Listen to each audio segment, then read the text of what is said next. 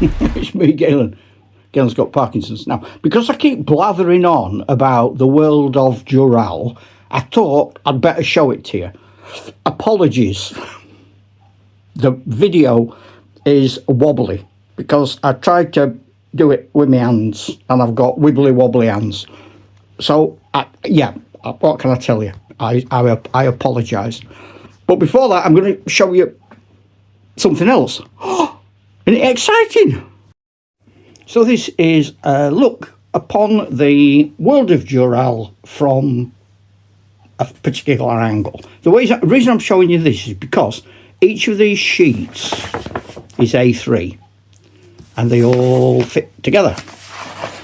And I mentioned later on in the video that this all started at that little tiny square near the big city of Arnak at a battle that we called water meetings, which was where a stream met. At the time it was another stream, but over the years of redrawing the map and it changing, because this started in 1978, it's all evolved and it isn't anything like that now. Names change and pictures get added on, and like the hospital wasn't there and things like that. And so it's forever growing and evolving, and this is what it looks like now. But I'm showing you that because this started as one piece of a graph paper. We got a sheet of graph paper and it was 4 squares, 2 by 2, and that was the first battle. And then we said, right, whoever wins throws a d6, and that's how many squares they win. And in the next battle, we can't fight for those squares, and we diced at random for what terrain was in those squares.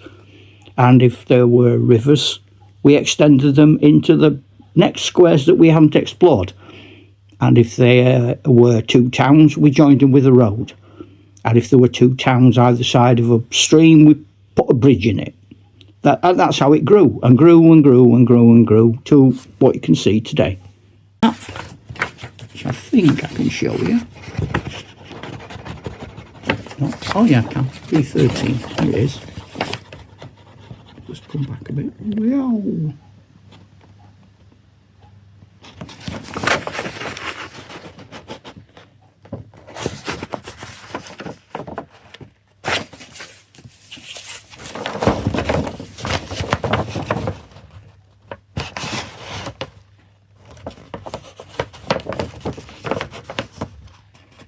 So here we are looking at B13,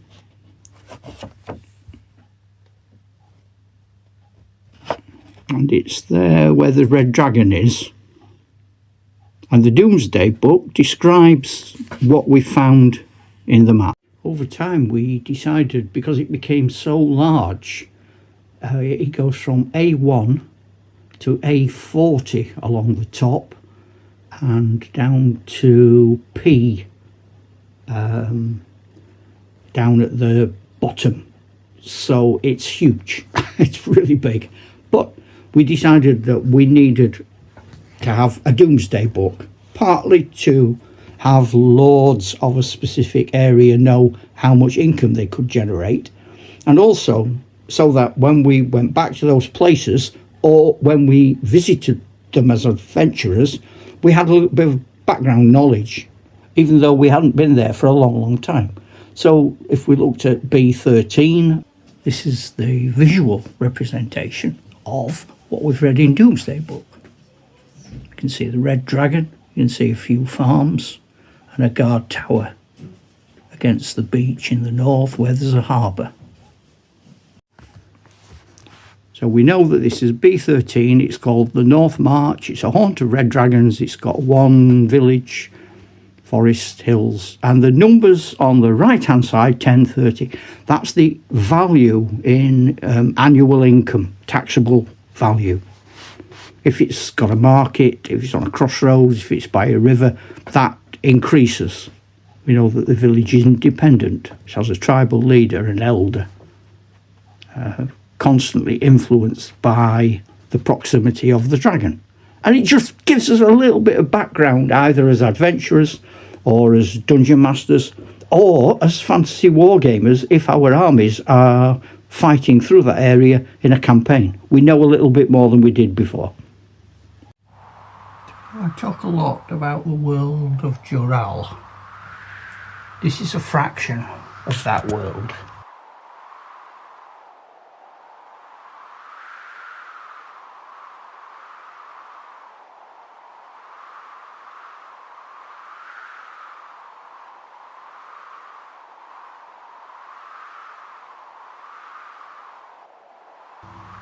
This is a tiny sliver of my world.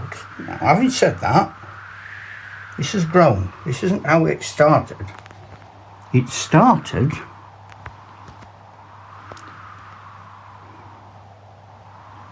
there at water meetings, and that was one war game way back in the 1970s. And every time we had a war game, we added a square. We diced at random for what was in it. And over the years, different things have happened. Different players have come in with different ideas. Different games have emerged. Different ways of playing. Things have altered. The section at the top there hasn't yet been coloured in, because we've only just redrawn it, having decided that some of the names and ideas didn't really ring true. We've added hospitals, castles, leper colonies. This land here comes down below these steps over the salt marsh into the dwarf realms. Here we're looking at the big forests where elves live, and miles and days away, over in the distance, if you were there, you could see the tops of the mountains of the ups and downs. Each square is 10 miles by 10 miles. And we allow that to be speeded up if you are on a road.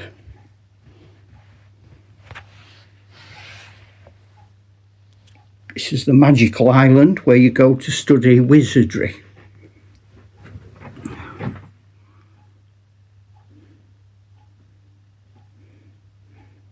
With the White Palace,